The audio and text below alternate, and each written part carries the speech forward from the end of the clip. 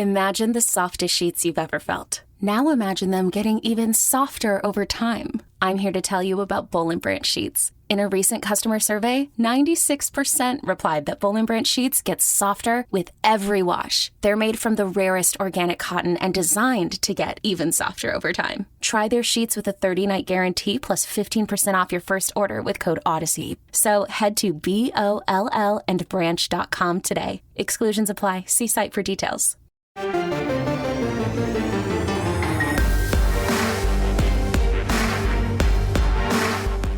You've discovered your link to GoPowerCat.com's PowerCat podcast. Now, here's your host, GoPowerCat.com publisher, Tim Fitzgerald. Welcome to another edition of the PowerCat Questions podcast, brought to you by Fridge Wholesale Liquor. Tim Fitzgerald, Zach Carlson, Ryan Gilbert, zooming into your ears, right into your ears. I can't talk. Guys, we're off to a bad start. Blah, blah, blah. Words. Bad. Yeah, I know. It was okay. I have tried to nap twice today and failed both times. So I'm kind of tired and I'm kind of grumpy, and we're going to do a podcast. It's going to be fantastic. But I'm not grumpy about the Fridge Wholesale Liquor. It makes me happy. In fact, I got an alert that they're having a wine sale. I don't drink wine. But if you do, go to the fridge right now. I hope they alert me when they are having a Pacifico sale or a Citron sale or a bourbon Speaking of sales. Yeah. Speaking of sales, Fitz. Oh. You know what else is having a sale? Us. We're having a sale.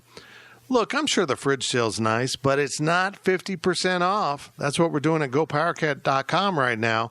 Football season's going, the cats are rolling, and you're not a Go Power Cat subscriber. Well, maybe you are, but maybe someone else listening isn't. Remedy that problem right now. Click the green join button, fill it out, become a member, 50% off an annual subscription. It'll make you happy. And you get to ask questions on the podcast. And you get to ask questions on the podcast. What would I There's do a lot without of you. Zach? There's a lot of lurkers on our podcast. We have a lot more listeners than we have subs. So come and ask us a question. Sometimes Sign I'm up. surprised at how many people listen to my mental wanderings.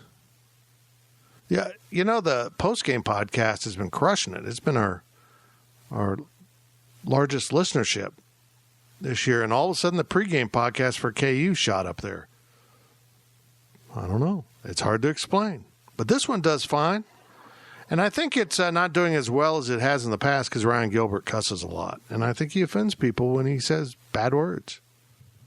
That's all I know. I'll never say a bad word about Tanner's or the Hilo. They're our segment sponsors. I stopped giving them a segment, and I just mention them both at the same time now because that's how lazy I've become. Guys, the home office is not coming along quite as well as I had hoped. What's wrong? Well, it just... my wife's involved. That's what's wrong here. Oh, boy. I know. So we started hanging up artwork, you know, the stuff from the studios. Mm-hmm. And we have Rocky. Rocky, our wildcat, the stuffed bobcat. And I want Rocky in the background of my little corner set I'm doing for my daily deliveries. So that means he would hang lower on the wall than Rebecca would prefer. And I'm like, Becky, this is not, you're trying to design the room. I'm trying to design a backdrop for video. She goes, but he needs to be higher. No, he doesn't. I don't know if she's afraid the dogs are going to attack Rocky. I don't know what's going on, but we're currently in impasse right now. And plus, I need to get some furniture down there, and I can't do that. I am going to make a run to the storage unit after this because the weather outside is wonderful. It's perfect to go to a storage unit. God. Who made it winter? Why is it winter? Zach, what's the weather going to be in Morgantown this weekend for the game? Haven't checked. Oh, my God. Hold on. Hey, I sit inside now. Alexa. Oh, there's the dogs. Good. Perfect timing. Alexa, what's the weather like this weekend in Morgantown, West Virginia? In Morgantown, West Virginia for this weekend, expect showers on Friday, with sunny skies on Saturday. Expect showers returning Sunday. Daytime highs will range between 48 and 56 degrees Fahrenheit. There we go. It's going to be fall. I'm going to sit inside now. Like, I don't care about the weather anymore. I just don't. Usually I'd bring, like that would be full winter gear for me. Are you missing the sidelines? Yeah, a little bit. You're doing a really good job of what you're doing. But also like sitting inside, the game goes by so much faster when you're like working, like actually updating a live story. Yeah. Like the game flies by. When you're on the sideline, it takes so long. I loved last year when they brought out the timeout clock on the sidelines, because it give you a sense of time to know, hey, here's how much time you have to check your phone or do whatever, just, until play returns. Right. So then I'd sit on my phone trying to get on Twitter, and half the time it wouldn't work just because I'm on the field and out of Wi-Fi range. So it's nice being able to be plugged in with everything. There you go. Zach is contained in a box this year. I just want to warn everyone that my dogs are possessed today, and I'm not going to edit out the barking. I'm just not. I've had it. They've been barking at everything. Fort Riley's shelling, and it's freaking them out. So that's going to be it. And we're just going to have barking. We're going to have podcast answers from questions from Wabash Station, and Gills is going to get us started by reading those questions right now. Not so fast. Oh, no. Here we go. Got the predictions thread from the KU game. Jay Boland, PSU, you were 1 point off from that 55-14. You put 55-13. So quick shout out to you. I know Fitz doesn't like when I ramble about these things, but I care about you as the listener, so you're welcome. I just want to know why he didn't get it right. He needs to do better. He needs to tighten up his game a little bit. Didn't give KU enough credit. He underestimated that powerful KU offense. Yeah, the powerful KU offense. Okay, anyhow, Gills, let's go. All righty. First question of the podcast from TDE67. Is it safe to say that Kleiman is not taking the KU rivalry for granted? No, he's bought all in, hadn't he? And when we stop and think about it, they have rivals at North Dakota State. North Dakota's a rival, but they've been in a different league until I think it was this year they rejoined the Valley or whatever. I'm not up on my Missouri Valley history. South Dakota State's kind of their rival, but I don't know. It's a different state, for God's sakes. This is in-state pride. So I'm glad he's adopted it. I'm glad he's done an incredible job of morphing his style into the style that he inherited from Bill Snyder. And yeah, the Sunflower Showdown is important to him. Hopefully it's important enough where he'll seek a different name for this Sunflower Showdown. What would you suggest if you don't like the name? I'm now going with the Territorial Skirmish. I like that. It kind of has something cool about it, the Territorial Skirmish. Or, as someone suggests on Twitter, the chili and cinnamon rolls clash. Gills, have you ever had chili and cinnamon rolls? I have, actually. It's a Kansas thing. It's a very strange. You ask people around the country, and they're like, what? It's a Kansas thing. I don't know. Huh. Yeah. I mean, that's always what I've thought. I've always been confused by it, but they'd serve it at lunches, so I would have it. Oh, I didn't know that. Like at school lunches? Yeah. Back in JoCo, you know how things were. Oh, so they're trying to pretend that they're, Western Kansas kind of people there in JoCo? Exactly. I'm pretty sure that's been a school lunch in Manhattan. Huh. I don't remember having a school lunch. I don't. Of course, I went to school back when they served us dirt for lunch because everyone was so poor. But I don't remember having it. I remember having cinnamon rolls because in junior high, you know how things just put an impression on your brain? They'd cook the cinnamon rolls, and the kitchen was right below some of the classrooms, and it just smelled like cinnamon rolls. Anyhow, yeah, climbing good about kicking keys, but yeah. Back to the actual question. Back to the podcast. Back to the podcast here. Yeah, I mean it's really good to see, and I think that him taking this rivalry as seriously as he does, I think it just says how similar he is to Bill Snyder. Up at North Dakota State, you're not able to get, for as successful as he was, it's not like he can go out and just get, 4 and 5 stars at North Dakota State. He had to win with guys that, he kind of had to take that similar mold to build guys up like Bill Snyder. So I think that this is just kind of another layer of Klieman really fitting in and saying, hey, I'm really a lot like the guy I replaced. And, I think that under Snyder those last few years, there was kind of some slip ups in those games. K-State won, but a lot of them were a lot closer than you'd want. In the last 2 years, being so thorough and so dominant, I think it just says, hey, this is, even go back to the trophy. He puts the trophy in the locker room just like Snyder did during the week of the game. It's important. And, maybe that's some of the guys, before he came here saying, hey, this is what we've done. We put this in the locker room. We care about this. I think it's both here. I think the players care too. There's a lot of Kansas kids and they want to see, whether they were K-State or KU fans, that whole argument, from last week. But, I think that these guys want to beat their in-state rival. And I think that Klieman absolutely takes it seriously. And I think that I don't see the streak ending anytime soon. I'll say that. Next question from Wildcat Pilot 88. How much of the penalties and slow starts are attributed to being amped up for a rivalry game? Oh, I don't know. I just think they were sloppy and a couple of calls were borderline, and I'm not reading too much into it. I think they'll clean that up. I think it was just kind of an aberration.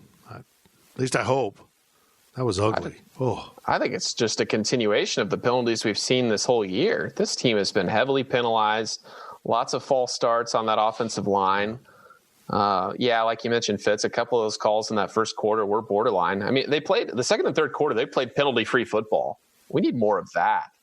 They were actually, when the starters were out there after that first quarter, they sorted themselves out, and that was good. Need more of that. But man, this team has committed a lot of penalties, a lot of stupid penalties early on. Some late hits, some unnecessary roughnesses.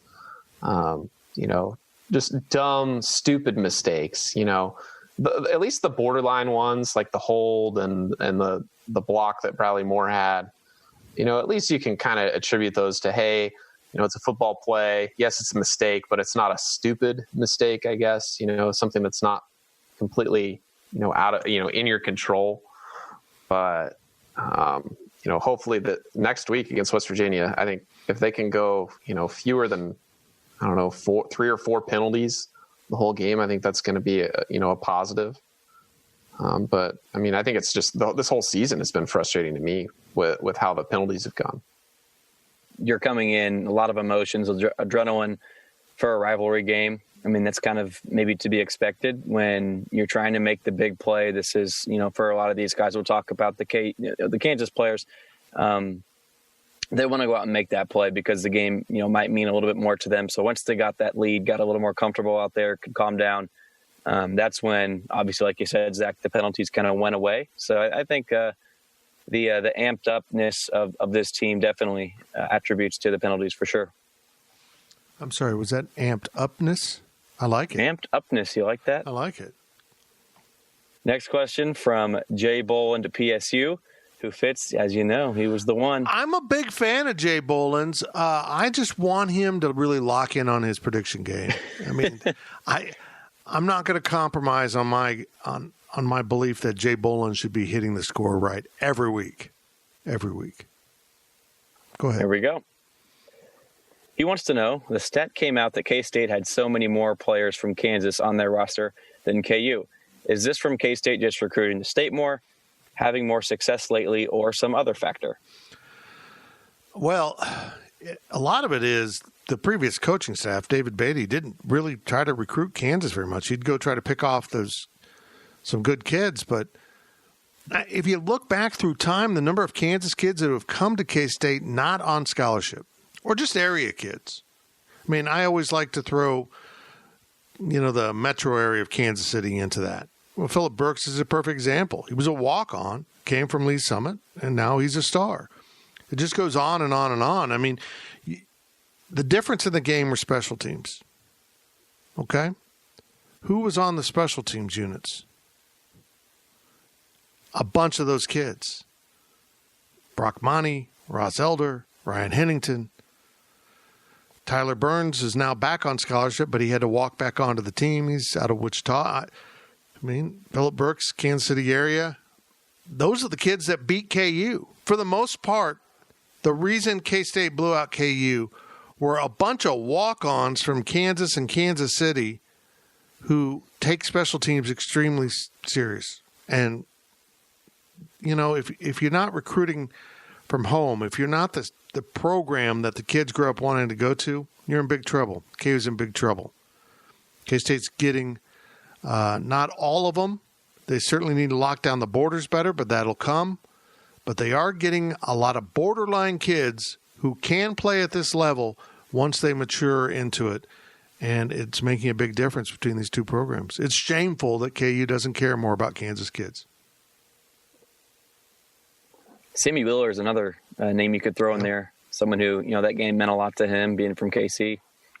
Yeah. You just go down the list. There's just tons and tons of Kansas kids. I think the number was 33-6 in participation with Kansas kids. So that doesn't even count the KC Metro kids. It's just incredible. It's ridiculous.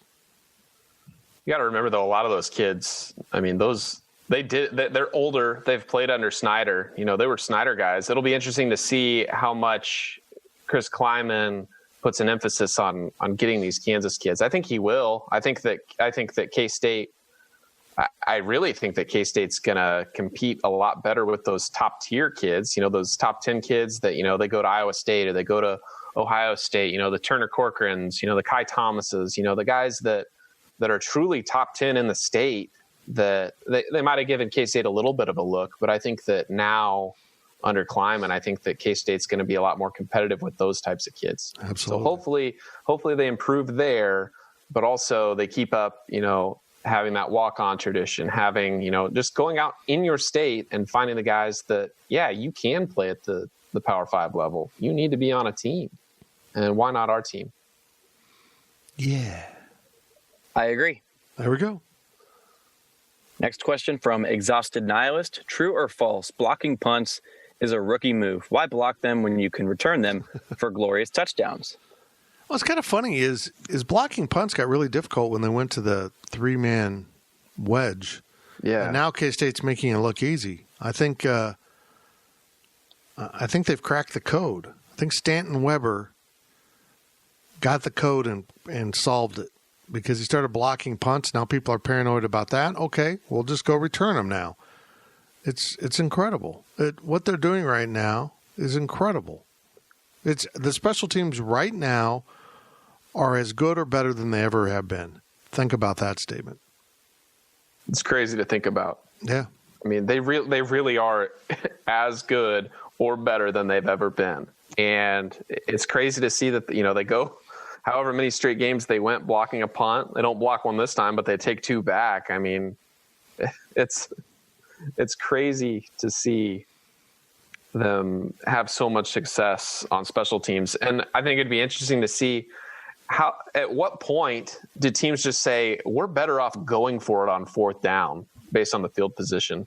At some point, maybe it's, the 50-yard line. You got to say, hey, if we don't get this and we throw an incomplete pass, they get to start on the 50 instead of them kicking off to us or them starting on the 25. I think that it's going to affect some strategy here the rest of the season, you'd think. There's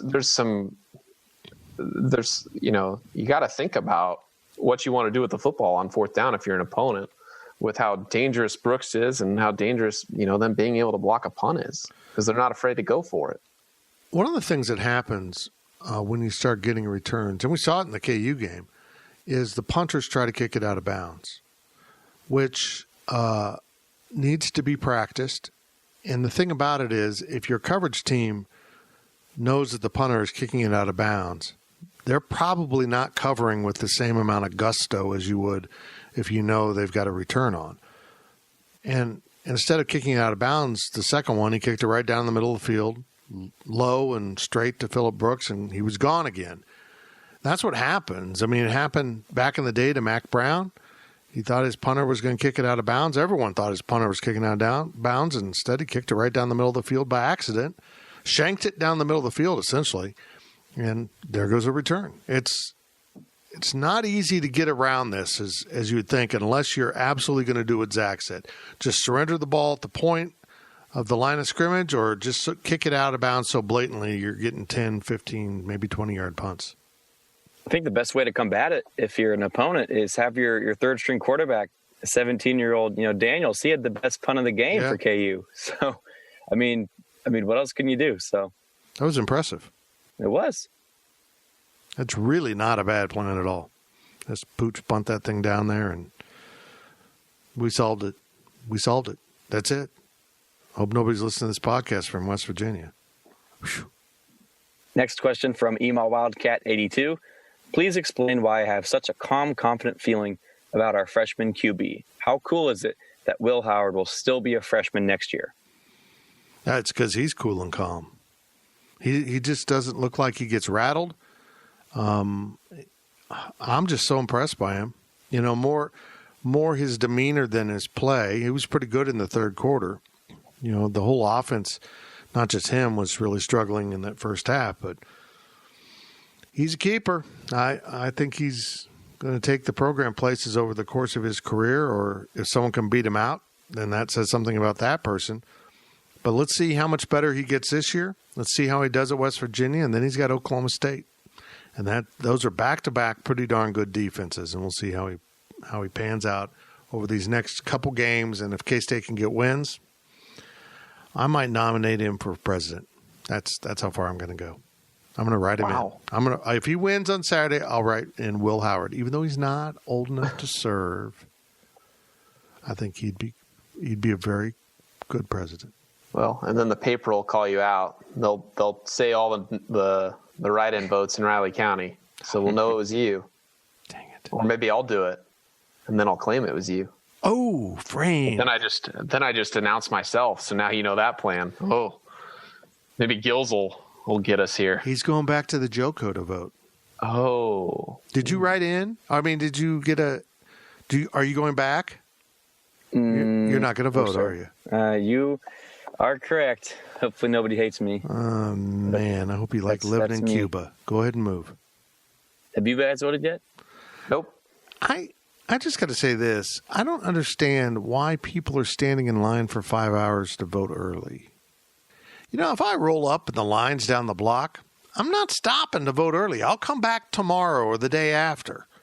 It's crazy how long these lines are. Don't know. I don't know. It's just easier for me to vote on election day at I know. 3 o'clock in the afternoon. I know. For me, it takes 2 minutes. I've never had a problem standing in line more than 5 minutes. Last question of the first half from Anonymous. Welcome to the website. Thank you so much for your question, but go ahead and pick a name for us next time so we know how to properly address you. Is it an anon? Yeah, I didn't want to write out all the numbers. Oh. It's an anon account, so Fitz, you're going to have to get creative on okay. food-related usernames. Okay, bring me on the question. They're going to earn their name right here, right now. All righty. Who is the best player on our offense outside of Deuce Vaughn?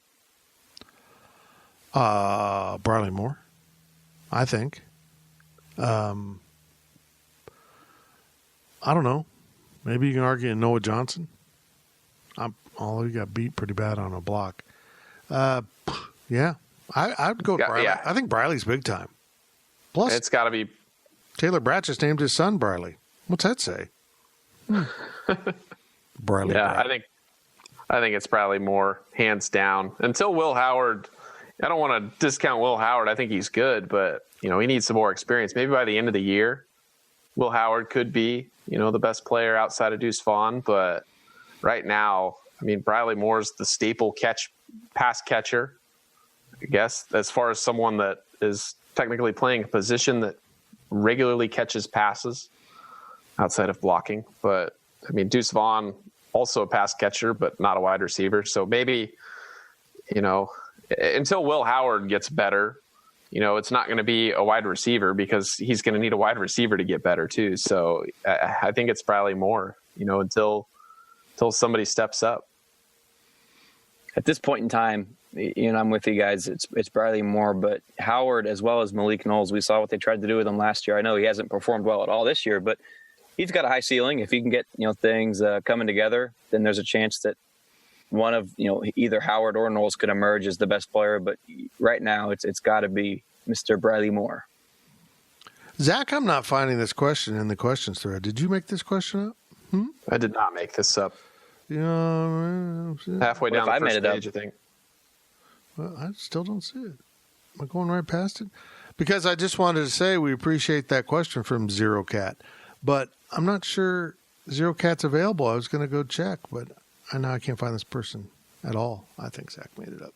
I did not make it up. I think Zach clearly made it up. There's Contra, there's K, there's Wildcat. Question fraud. Exactly. Exhausted, emo, Powercat, emo, K. Wait. No, it's gone. It's gone. What are we going to call this? Zach Gate? Question Gate? It's truly gone. It's gone. Well, we're going to get to the bottom of this with an internal investigation. No, they did choose a name. They have changed a name. They are now Persona Cat. Oh, I like that name. Wow, they changed. Between me picking the questions and us starting the recording of the podcast, they have chosen Persona Cat as their persona. I like it. There we go. I like Zero Cat better, but that's okay. You're off the hook. That's it for the first half of the PowerCat Questions podcast brought to you by Fridge Wholesale Liquor. Don't go anywhere. We're going to talk a whole lot more right after this short break. The PowerCat Podcast will be right back. The NFL regular season is wrapping up, but there's still time to get in on the action with FanDuel, America's #1 sportsbook. Right now, new customers get $150 in bonus bets guaranteed when you place a $5 bet. That's $150 in bonus bets, win or lose. The app is so easy to use, and there are so many different ways to bet, like live same-game parlays. Find bets in the new Explore tab. Make a parlay in the Parlay Hub, the best way to find popular parlays, and more. So visit FanDuel.com/247 and make your first bet a layup. FanDuel, official partner of the NFL. Must be 21 plus and present in Iowa. First online real money wager only. $10 first deposit required. Bonus issued as non-withdrawable bonus bets that expire 7 days after receipt. Restrictions apply. See terms at sportsbook.fanduel.com. Gambling problem? Call 1-800-BETS-OFF. Selling a little or a lot? Shopify helps you do your thing, however you cha-ching. Shopify is the global commerce platform that helps you sell at every stage of your business. From the launch your online shop stage, to the first real-life store stage, all the way to the did we just hit 1 million orders stage. Shopify's here to help you grow. Whether you're selling scented soap or offering outdoor outfits, Shopify helps you sell everywhere. From their all-in-one e-commerce platform to their in-person POS system, wherever and whatever you're selling, Shopify's got you covered. Shopify helps you turn browsers into buyers with the internet's best converting checkout. 15% better on average compared to other leading commerce platforms. And sell more with less effort thanks to Shopify Magic, your AI-powered all-star. Shopify powers 10% of all e-commerce in the US. And Shopify is the global force behind Allbirds, Rothy's, and Brooklinen, and millions of other entrepreneurs of every size across 175 countries. Plus, Shopify's award-winning 24/7 help is there to support your success every step of the way. Because businesses that grow, grow with Shopify. Sign up for a $1 per month trial period at shopify.com/Odyssey Podcast, all lowercase. Go to shopify.com/Odyssey Podcast now to grow your business, no matter what stage you're in. Shopify.com/Odyssey Podcast.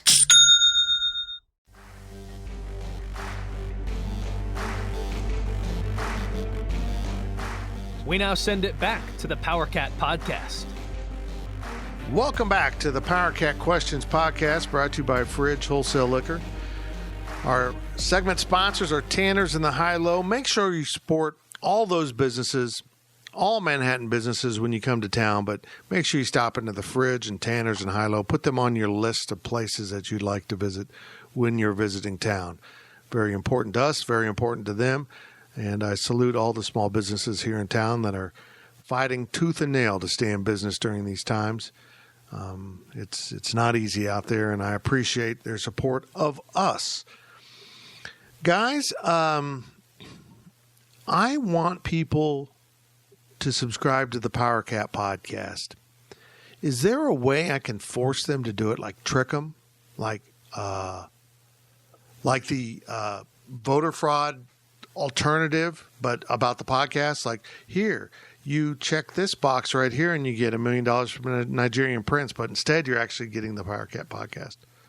Is that feasible? No, I don't think that's feasible. Should I probably just ask? Yeah, just ask nicely. Folks, I'd really, really, really, really like you to subscribe to the Power Cat podcast. If you're on Apple, it's real easy. If you're not an Apple person, that's okay. I wasn't for a while. I'm reformed now, but you can get, Spotify.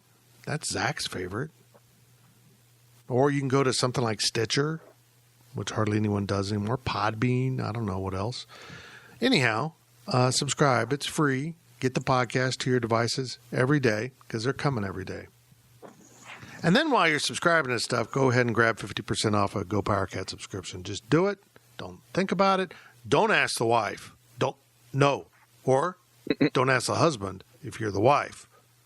Or if you're the wife and you have a wife. That got very confusing. I'm sorry. Don't ask the spouse. There we go. Just do it. Someone should use that as their catchphrase. Just do it. Huh. A little like it was swoosh or something. Okay. Anyhow, here's your questions from Wabash Station. I hope nobody else has changed their name between copying the questions and asking the questions. I'm old, and it confuses me.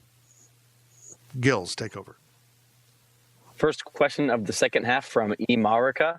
Does Phillip Brooks end up with 4 or more kick returns this season, matching or surpassing Youngblood's total from last season? I wonder if you'll have him take over kickoff returns.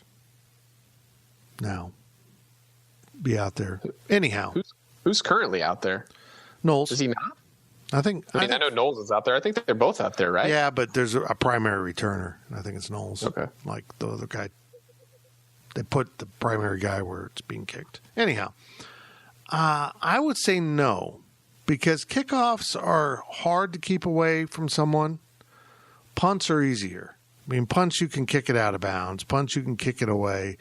I don't think you'll have that many good chances. Now, I'll change my mind if he has another one at West Virginia. But I think he's going to not see many clean returns in the near future. We'll see how K-State handles that. I would have thought the same last year with Josh Youngblood, but we look and see what happened there. So kickoffs, you kick them out of bounds, you take it at the 35, and if you're don't have big enough leg to kick it through the end zone, which a lot of college kickers don't, then you kind of got to go cover a return. I mean, and plus, honestly, coverage units, particularly on kickoffs, aren't as good as they used to be because so many teams just fair catch. They just don't pay attention to the details as much. Yeah, I think. Can you hear it? I hear it. Oh, yeah. It's been all day. I don't know what's into him. Maybe it's the cold weather. I think he ends up with at least 4. I think he'll whether it's kickoff or punts. Let's just call them all returns. A return's a return. It was off of some sort of kick. I think that between a kickoff and a punt, I think he can do it 2 more times, and I feel pretty confident saying that he can and that he will. Like we saw from KU the second time, people screw up. It seems like it should be easy to kick something out of bounds or kick it through the back of the end zone. Don't give a shot to somebody who's dangerous. I think he's going to do it again.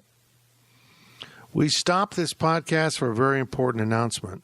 I have received yet another unsolicited text message from a political candidate. Back to the podcast. This should be illegal. What? I'm on a no calls Oh, my God. Well, I'm getting ones from people that I can't even vote for. Well, that's weird. Like, is Ryan Gilbert sending you text to vote for him and he's not even on the ballot?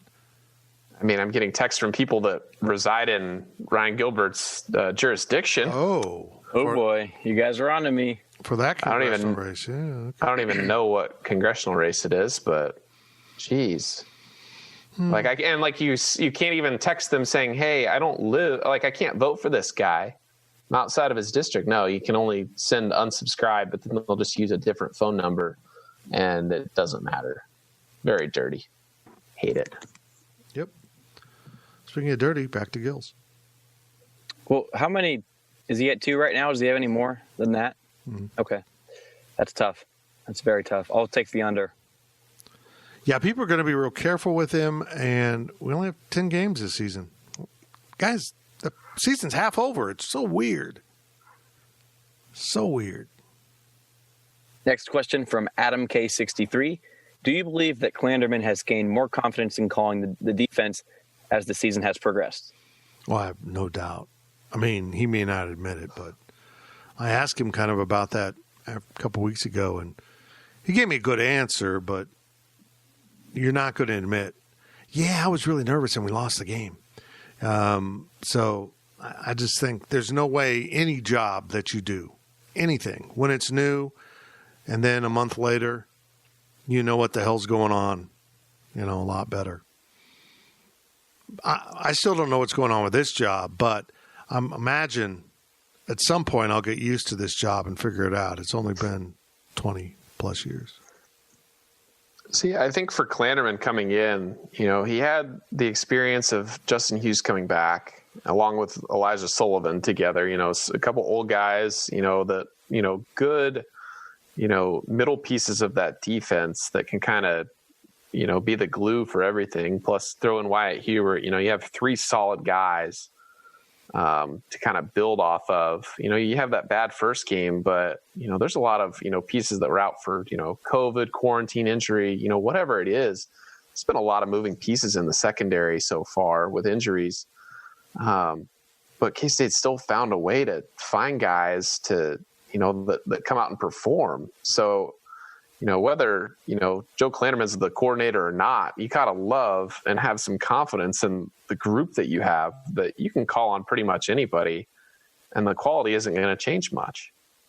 They've played well with, putting in some guys that don't have a lot of experience in that secondary, and they've been able to succeed. So, I think just going from game to game and, now that we're 5 games in, halfway through the season, seeing what we've seen, I think, you got to be confident. You got to be more confident in what you've been putting out there. And now you can, who you can rely on going forward, in the event of more injuries and, if you have to change things up. So you've had, you've gone pretty deep into that depth chart so far. And you're in the middle of a 4-game winning streak. So, you got to be excited about it. Next question from Wildcat Pilot 88. Halfway through the season, what's your predictions for how the teams finish the regular season conference slate 1st through 10th? Which 2 teams play for the conference championship, and which team do you predict ultimately wins it? Man, I think that the 4 teams that could play in the championship game are Oklahoma State, Iowa State, K-State, and Oklahoma. Mm-hmm. I think that those 4 are the only ones that you can consider.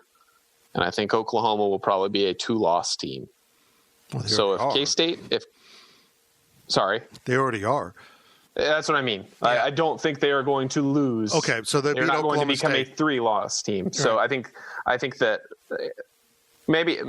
between Oklahoma State, Oklahoma, regardless, what I was trying to get at was I don't think that they are going to overtake the tiebreaker, or it is very unlikely they will overtake the tiebreaker on either Iowa State or Kansas State. Right. I think that, being essentially 3 games up for both of those teams, well, not right now with Iowa State's lost to Oklahoma State, but at least for K-State, they have a 3-game lead on on OU. So it's going to be tough, and there's going to need to be some losses from K-State for OU to even have a shot at getting up there at this point. I would think that the easier path for OU would be K-State beats Oklahoma State. They beat Oklahoma State, and then they have the tiebreaker.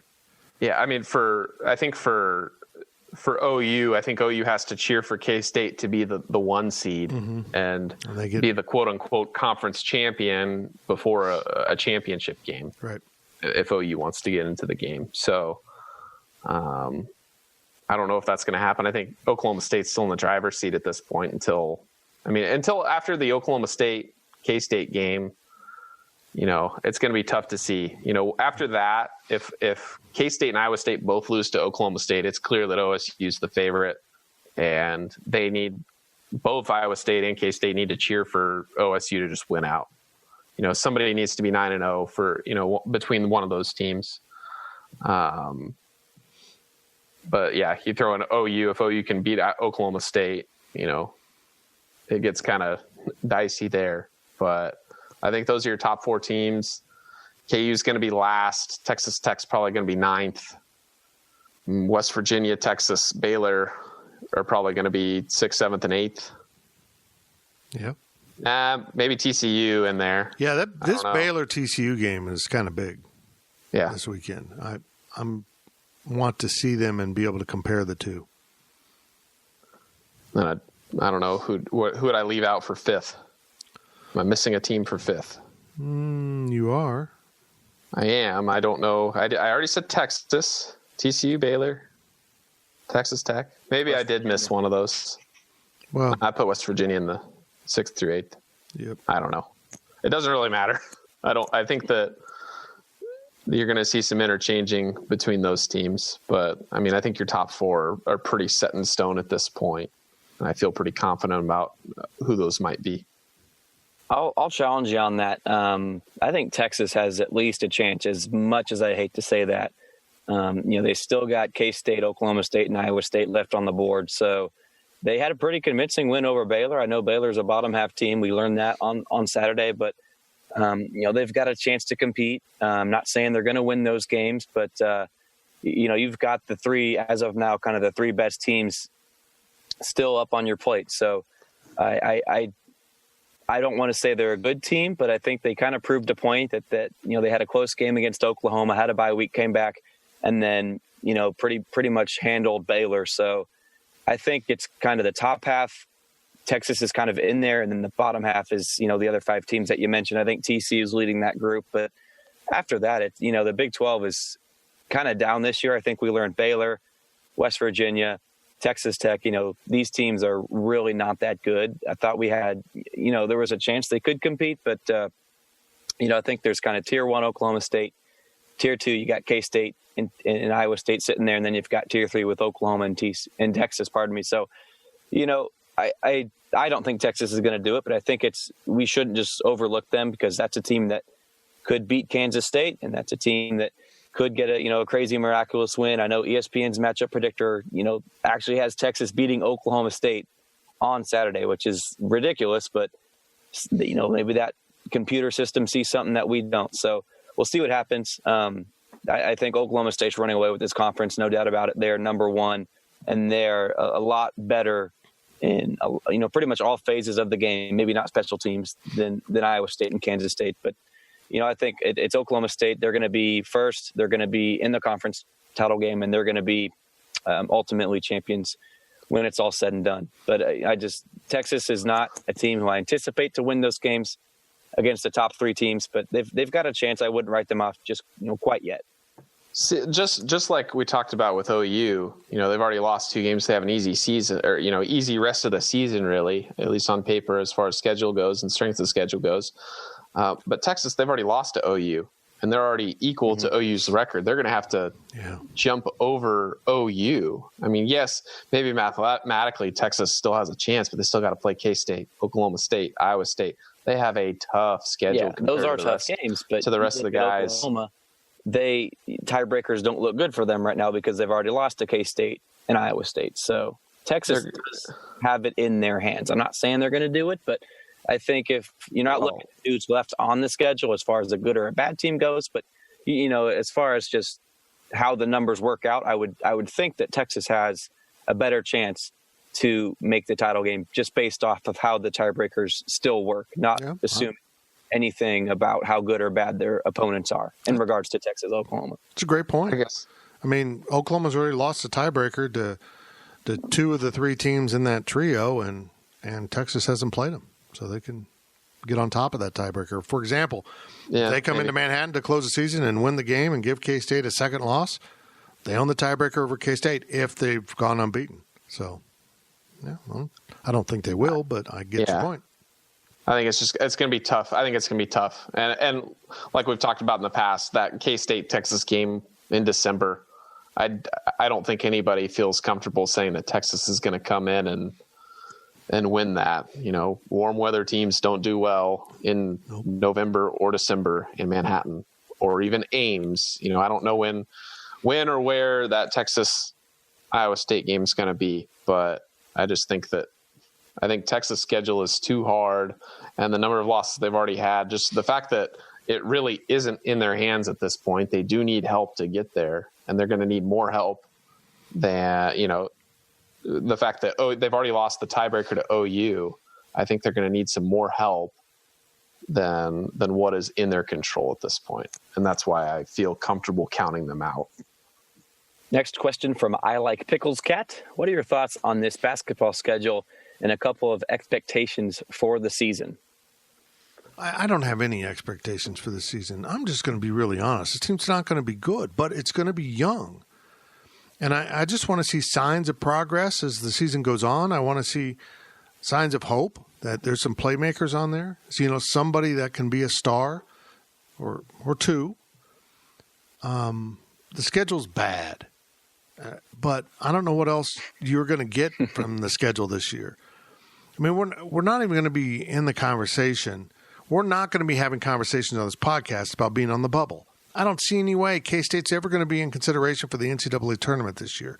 I just don't think they have the guys to do it when they're this young. Maybe they'll mature into that. Just go get your wins where you can get your wins, build some confidence. Don't go play a challenging non-conference schedule and get their teeth kicked in all year long. Give them some games to win. It's just a weird year, and just let this play out. Who knows? Maybe they'll catch some breaks with illnesses or whatever. I think this is going to be a really herky-jerky basketball season. As people have pointed out, football's one thing. You have massive rosters. 10 guys can be out with COVID, and you can play. Basketball, you lose a couple guys, particularly starters, that changes your team dramatically, very quickly, and for a prolonged period of time. Maybe 5 or 6 games, it's that way. So this is going to be a weird year. Take what you can get. Take it for what it is. And I just don't know how anyone could expect much of anything out of this season other than hope. Yeah, I mean, there's a nice little cushion there at the end of February. Well, not the end of February, but early March, that they have some time to make up some games. So, that's one thing that sticks out for me. I think that they are anticipating, some games probably needing to be rescheduled and moved. But yeah, I hope the guys have fun. I mean, it sucks to say, but just go out there, have fun, build some chemistry. It's not going to be about this year. It's going to be a weird year. But these guys need to get some experience, gel together, grow together. And then hopefully once the stuff is back to normal, next year, 2 years from now, these guys can roll. But this team's not, at least from, what we can see, this team shouldn't be competing for the NCAA tournament this year. And if you expect an NCAA tournament bid this year, I would strongly urge you to reconsider your expectations. Because it's going to be interesting. It will be. It really will be. We'll just see what they can make of it. I'm not sure. But I hope they have ice cream after games. That's always nice for a young team. Or slushies. Gills, when you played ball, did you like a slushie, something frozen like that, or some ice cream? Or being Johnson County, you had to have a yogurt? You know what? You can't go wrong with like a Sonic slushie or something after a game. Yeah, Sonic's a pretty good place to take the team. I hope Bruce Weber considers that. It's Vista in Manhattan. That's where we always went. That's true. Get that ice cream there. Big decisions. I don't know. I'm actually kind of excited about basketball because I want to see what's there. I wasn't very excited last year. I didn't think they had a lead guy. I didn't think the guys that were returning were really able to rise up to that role, and it was right. The young guys were good, but not great. So let's see what they've got this year. Let's see. With regards to the schedule, there's not much to point out there, especially with the Big 12. You play everyone twice, so I don't have much of a comment on that. But you look at the team, and I think it kind of worked out well with the pandemic going on. You just imagine, guys, if this was going on, in the 2019 season with, a team led by Barry, Cam, and Dean. It wouldn't be the same. So this is kind of year 2 of the rebuild that I guess it could be year 1 because they didn't really make any progress from last year. Antonio really didn't impress. I know there's a lot of hype around Dejuan's name, but I still want to see more out of him. And then Montavious Murphy was just banged up. So, this is the start of it all again here. So, what better time during a pandemic where everything's just, crazy and weird. You talked about it, Fitz, the other team, positive tests. You never know what's going to happen. So, go out and play ball, have fun. And, we'll just kind of evaluate what we see and just go from there. So I'm not expecting anything either. But just seeing, which freshman or newcomer can kind of give us some, some positive vibes, so to speak, and some, momentum heading into the next season, assuming everything, can be actually normal moving forward. So, obviously a weird season, but just go out and play and give yourself valuable experience and don't break your foot. Oh, that's for me, isn't it? What I don't get is you have these teams coming in for this tournament, and you're going to play Colorado and Drake and then Colorado. And South Dakota State's coming in also. But you don't play them. I don't get that. Why didn't either they go ahead and just everyone plays everyone, right? You get in the third game. Or why didn't you just have South Dakota State, hang around afterwards and play them? I think this event's on Wednesday, Friday, and play them on Saturday or Sunday or Monday or whatever. They have UMKC, I think, on that Monday. Why do you bring a team to town and then don't play them? Doesn't make sense to me. They're here. You had problems scheduling games. They're here. Just go ahead and play them. I don't know if it's how the waivers work with these tournaments or what, but it just seems like if you're going to do this, you might as well have had it like a little bubble event. And maybe gone Wednesday night, Friday day with the games, and Saturday night, and get out of here. But, I know it all, and that's the problem. Nobody listens. I just know everything. See? Nobody listens. Next question from KSU number 1. Cincinnati goes undefeated for the rest of the year, and a Pac-12 school goes undefeated. Who gets the last spot in the playoff, in your opinion? Well, it depends on the Pac-12 team. Who are the first 3 spots? Yeah, no doubt. Well, I saw that Brent McMurphy has Oregon into the playoff, which is great. Oregon hasn't played a damn game yet. I don't know.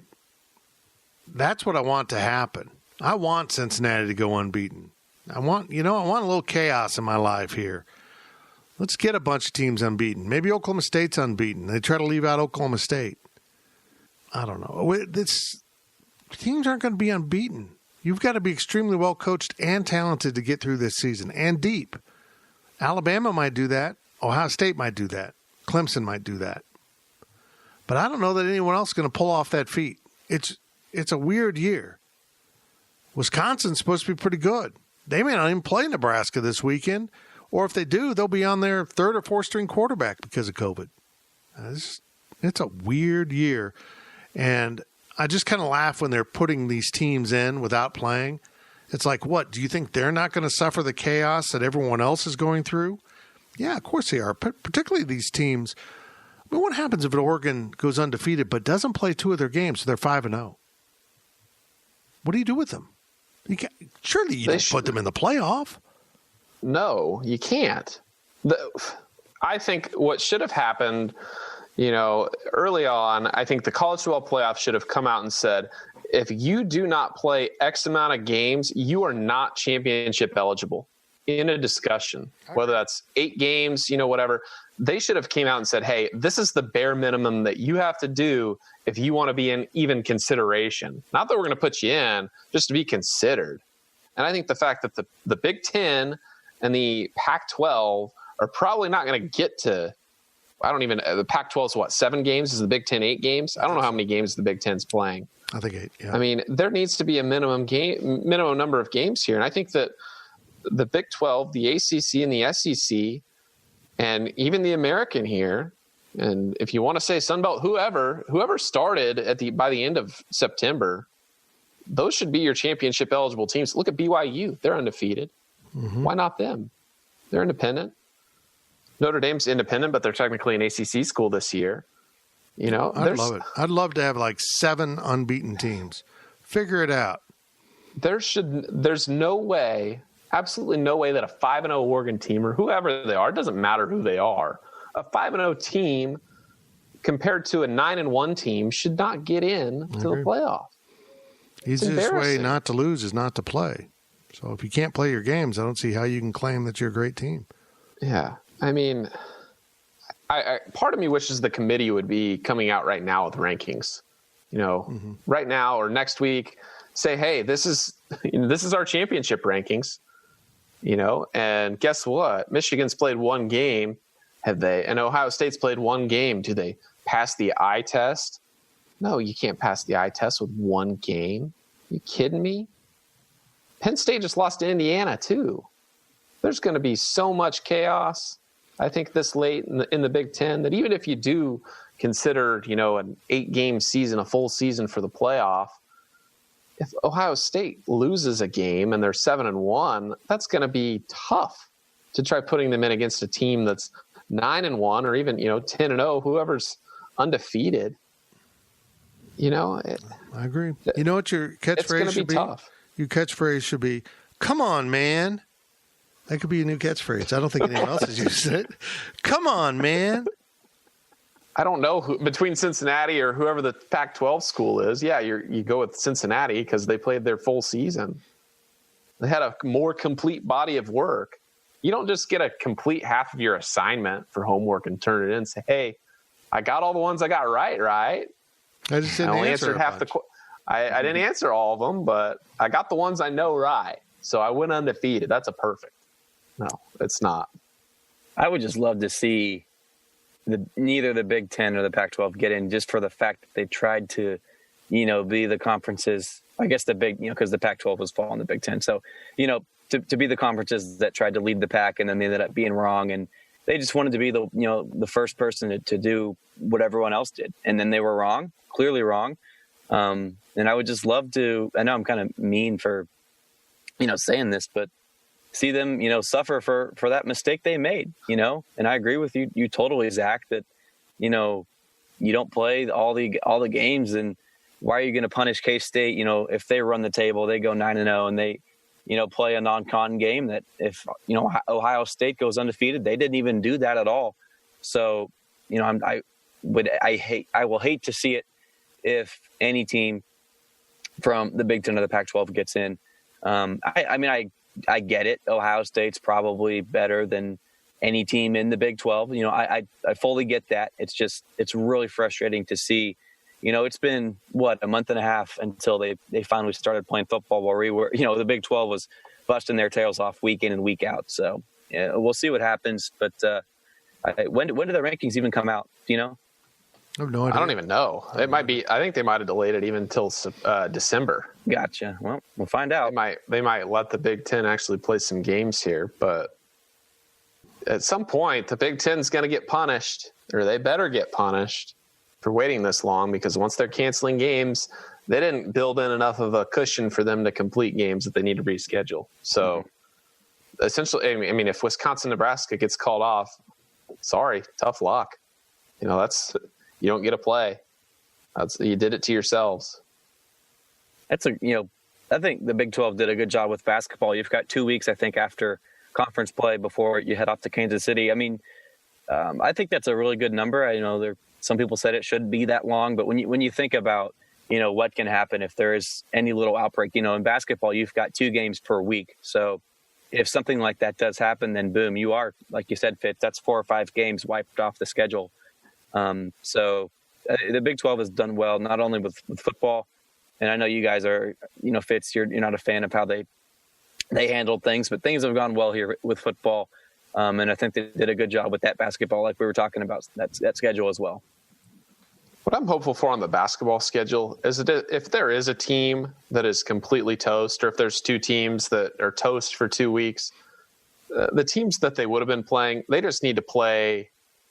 You move those games up the schedule and just play and try completing as many games early as possible. And just, it's not like it's hard to, move up a charter flight and, get around the country, or, even, if it's not West Virginia, bust Iowa State or wherever, whatever teams that are, still alive, or still capable of playing, so that that you're limiting, the number of teams that are off, that are just, they weren't quarantined or anything. They're just, their opponent is quarantined and they can't play. So if it gets to that, I hope that they move some games around and move them up and try getting as many games played under their belt before you hit that March window of reschedules. I'm really surprised that the Big 12 or someone didn't look at a bubble approach for at least some of the games.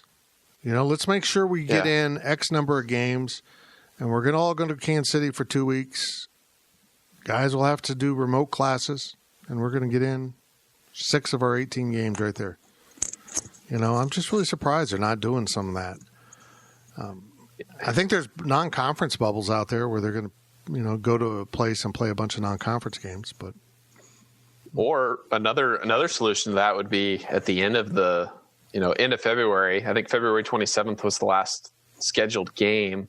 That would be 18. If there's games to play, you still have those 2 weeks in Kansas City. Just go to Kansas City and finish out your regular season in a bubble there, play your tournament, and you're good to go. So that would also work out too, I guess, if that's something they want to do and they've looked at. But you could probably play 5 games between beginning of March and the tournament if you really had to. Let me ask you a scientific question, Zach, because you're our science expert.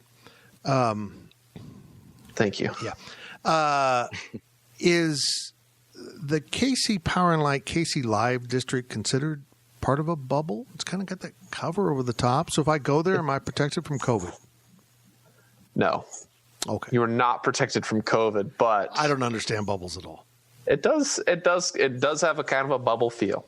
I'll give you that. Okay. Bubble. Good job, Fitz. Now we go back to Ryan Gilbert in his own little bubble, a padded room.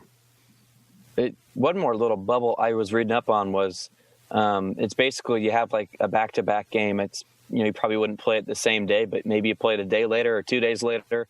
I know that creates a pretty that's kind of unfair for the team on the road. But if you just you have Iowa State come into town on a Saturday and then they play another game on Monday, I mean, you're cutting your travel down in half. So like it's a 50% reduction in all of the risks with traveling and, each team coming into contact with the other. So obviously I think it's a little too unfair to do, but if things get to maybe that point, I mean, I don't think it's a bad idea where you just say, hey, you're going to play, when you play this team, you're going to play them back to back. And then that's it, to really reduce the spread. We'll see. I mean, I don't think it's going to happen, but certainly is an idea that I would not be against if it has to happen. Like what they did with volleyball. Yeah, volleyball's doing that this year. Yeah. It's really interesting because they only have 9 teams. Oklahoma State doesn't have a volleyball program, which seems weird. But weird. So they only have like 8 opponents, so it divides 4 and 4. But they're coming in and playing back-to-back matches. It's pretty smart. Back-to-back nights, right? Yeah, they'll go Friday, Saturday, or whatever, like afternoon, evening. Yeah, it's a good idea, and there's limited crowd, so it doesn't really affect the fans that much.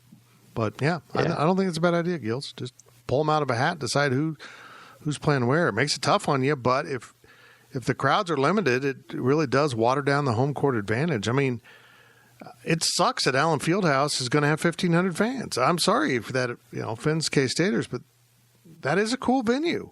And it sucks that Bill Snyder Family Stadium has 20-25% capacity. That's a cool football venue. This year, it is what it is. Let's get through it and play. And I'm with you, Gills. Just play as many games as you can, whether you play them in 2 in Lawrence or you do just meet in a neutral city and go, play some games in Kansas City, Oklahoma City, whatever, The Topeka Expo Center.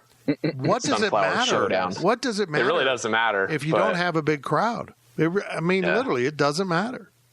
It'd be crazy to have 2 KU K-State games in either Manhattan or Lawrence back to back. Yeah. I don't know how advantageous that would be for either team. Well, but I'm not sure you'd really have to do that series that way. I mean, you bus back and forth. So, some of them for sure. Let's get this podcast done. It's getting long. Yeah. One more question. Okay. Long and hard out here. Last question from. Well, okay. Beefy Panda, who is a new member to the site. So I don't know if they're new. I put a question mark there. Maybe new. I don't remember ever saying that name. Beefy Panda. Beefy Panda. I like that name. Yeah. You probably gave him that name, didn't you? No, that's a quality name. Well, they only had 12 posts, so I didn't go through the post history to see if they asked a question, but welcome if not. Yeah, nonetheless, thank you so much for this amazing question, which is, with the progress the team is making, is it realistic to start thinking the next 2 to 4 years we make the college football playoff? Oh, I don't know if it's realistic, but go ahead and think it. I'm not going to put too much into this season. Win or lose. When after one game and I thought they were going to go 1-9 this season, I wasn't going to be that worried about it. It's just a weird year. Now, the upside for programs like K-State and honestly KU is you do get all these kids back. If you're trying to build up a bunch of experience and you're playing some young guys like K-State is, this is really an advantage here to get all these freshmen back as freshmen and have them around for a number of years. If you got crappy players, you don't want them around for a number of years, but these guys appear to be legit. So K-State's recruiting continues to get better and they supplement these guys. I do think K-State will be contending for Big 12 titles, which then gets you into that discussion at least. Yeah, I think in the next 2 to 4 years, I think K-State will be in a championship game at least once. I mean, can't even count out this year. They could make it this year. Really could. I mean, they're technically in the driver's seat right now, so you may not have to wait 2 to 4 years to get into that potential college football playoff discussion. But I think it's really fair to think in 4 years that you're going to be one of the 8 teams that gets to play in a Big 12 championship game. And I think I would probably put the over-under at 1.5. I think that there's a chance they could get to 2 in the next 4 years. So we'll have to see. But I think it's, if you want to get to that college football playoff, I think the building block is getting that championship game, and you're going to have to win it. But I think that, whether or not, K-State is the number 2 seed in either of those, just being able to compete for a championship will be good for K-State. And I think that that's absolutely realistic. That's it for the PowerCat Questions podcast. We appreciate you listening. If you made it through, remember 50% off a subscription right now. GoPowerCat.com, and make sure if you come to town, maybe next week for the Oklahoma State game, you stop by the Fridge or Tanner's or the High-Low. Support the people that support the podcast and make it free for you. I'm Fitz, and we will be back with a pregame podcast in about 24 hours. PowerCat Podcast. All rights reserved. GoPowerCat.com and Spirit Street Publishing.